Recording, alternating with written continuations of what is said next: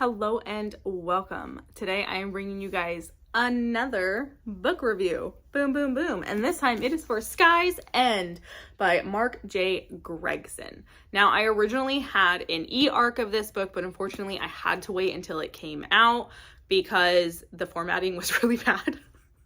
I'm sorry, Peachtree Teen.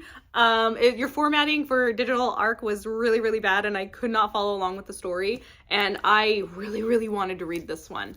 So I waited till it came out, which was in January, and I got it from the library. This is my library's copy, and this was 5 stars. I loved this book. Now, that says a lot because this is a YA. And I have a very big love-hate relationship with YA.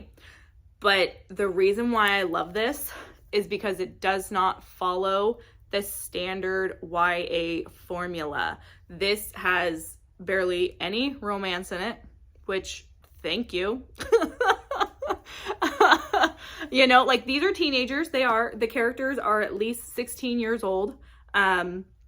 And there are a couple of kids who have a little crush on this one or a crush on that one, but it is minuscule in the grand scheme of this entire book. And it never overtakes the rest of the story, which was fantastic for me.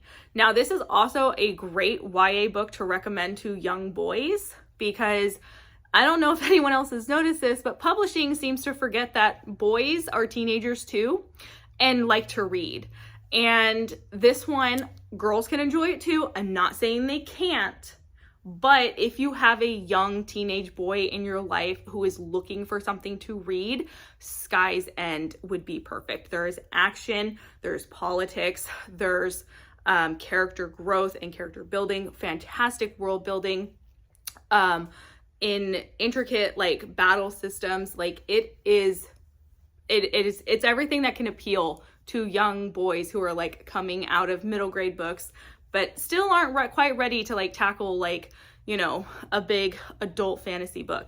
But also a lot of adult fantasy readers I think would really enjoy this as well. Now, the basis of the story is you follow Conrad, right? Yes, Conrad. And he is a 16-year-old who has lost everything because of his uncle, and he wants to gain it all back.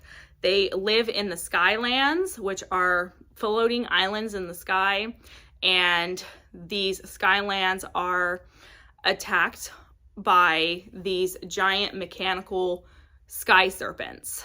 And Conrad gets involved in fighting these sky serpents because of his goal of trying to get back at his uncle for having taken everything away from him, because Conrad came from one of the highest families and his uncle came in and ruined it all. So what's really interesting is the hierarchy system that's within this book series. I really appreciated it. There's 3 different types of hierarchy systems, and it does talk about how those who are rich will do everything in their power to keep the poor poor. That is one of the themes that are within this book, and it's spelled out so clear and plainly, and it's very interesting having Conrad see it and understand it and grasp it and be the only reason the poor can't stand up is because they make sure that we can't. So the hierarchy system is the highs, the mids, and the lows. The lows are your poor, obviously, and the high are, the rich. But there's a fighting and a dueling system that comes with this hierarchy system. And basically a low can challenge a mid, or a mid can challenge a high. A low can challenge a high, but most of the time they're not going to win because they're so poor they can't afford food. So they're weak all the time. They may not be able to afford the right weapon or whatever, because each Skyland has a different weapon that they all kind of specialize in.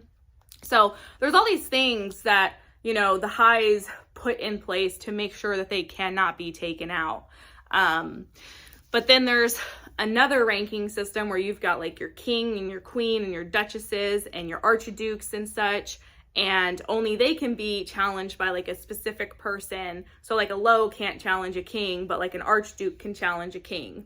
But then there is one more. There's a third section, which are called the selection. And nobody, if they become a master in their selection, and there's 13 selection groups, if they become a master within that selection group, they are untouchable. They cannot be challenged by anyone.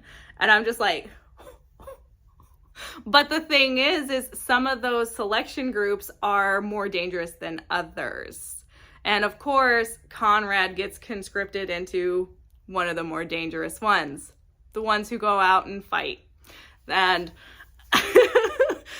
from there, that's where like a lot of the action comes in. And that's when you start to see like kind of how strange and corrupted like these different selection groups are. And while I was reading this, I was like, why are they just sending teenagers out there by themselves? Like, what are we doing? Like, no wonder this particular selection group has no people. But then you find out that like, it's not exactly like that. Like, it was a little wild because I'm sitting here like, we're just sending teenagers to their deaths. Like, what are we doing? But that's the process that they decided to use. Now, Conrad, he ends up on his little team, and everybody pretty much like he has like one friend.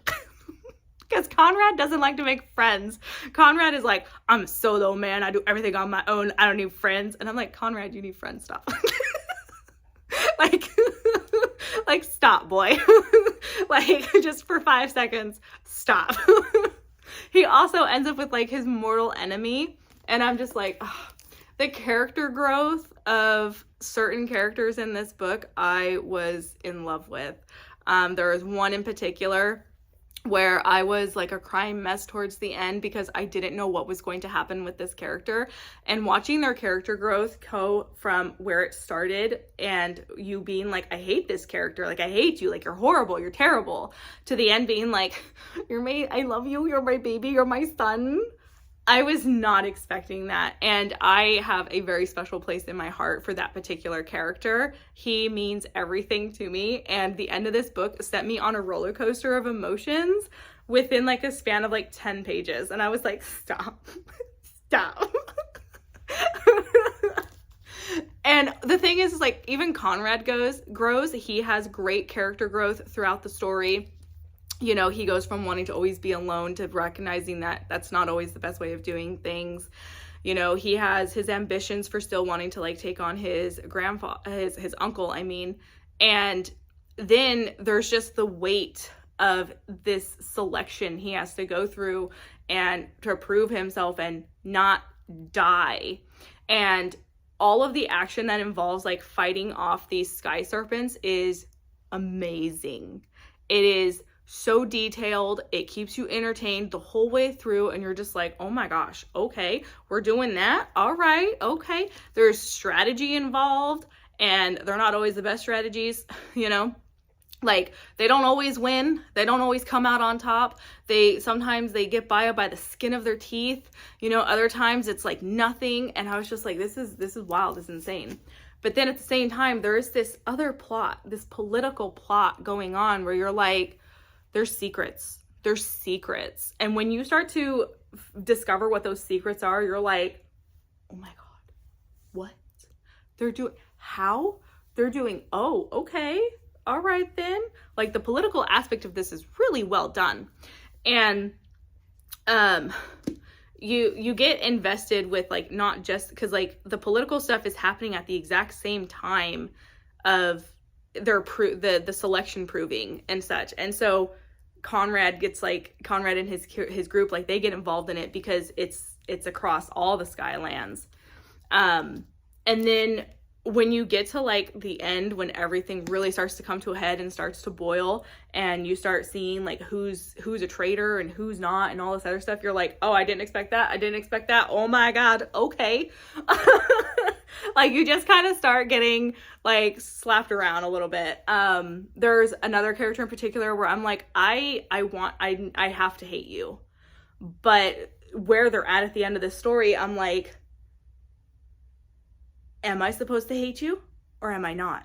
Because I want to hate you and I feel like I need to hate you, but also you're giving me conflicted feelings now. And I think that's like one of the best like character creations that someone can do, is when they make you confused on how you're supposed to feel about a character.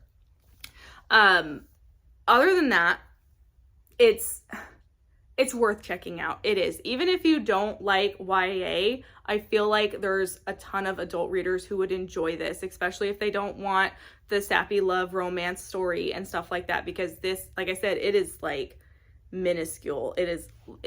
She's cute. You know, like it is so tiny. It is definitely all about the action and the politics, and it's entertaining. It's captivating. I read it in 2 days. And it's funny because when I was attempting to read my ebook, I was struggling, and I know for sure it was because of the formatting issues, because I couldn't keep track of who was saying what and when, and the scene transitions, because it was just so poorly formatted. But this one being, you know, properly formatted, everything flowed beautifully, and I loved it. And all the characters are they're great. They're entertaining. There's also a lot of good teenage humor in this, which was always like perfectly timed. And so the kids, they're going through a lot, but they still feel like they're 16. And I really appreciated that. And I think that helped build the characters a little bit better. Now, because there is like this problem in YA sometimes where the characters are like, they're 16, but like they sound like they're 30. They don't do that with this one. That doesn't happen in this one. These kids are seeing horrific things, and it's going to eventually affect them, and it is going to make them grow up faster, but they still have their moments where you're like, they're teenagers. They're teenagers, and they're going through this, and they have to live through this, and they have to fight through this. And so it does become a lot. So I am looking forward to the next one. I know this is a planned trilogy. I am definitely looking forward to book 2, which is coming out next year. And actually in the back of the book, it tells you the titles of the next ones. So spring of 2025 and then spring of 2026. So I am going to be looking forward to this one. I do want to own this one for my own personal collection because that's how much I really loved it. And my YA shelf is like one. It's like one shelf like this. That's what I own for YA books because of my love-hate relationship. But this one was so good, so amazing. Definitely give it a try. Even if YA isn't your normal thing, I think plenty of adult fantasy readers will enjoy the world building and the politics that are within this, and just they're gonna have fun with it. So that is my review for Sky's End. And if you've read it and you liked it, or if you didn't like it, drop a comment down below, like, subscribe, all of those great things, and I will talk to you guys next time. Bye.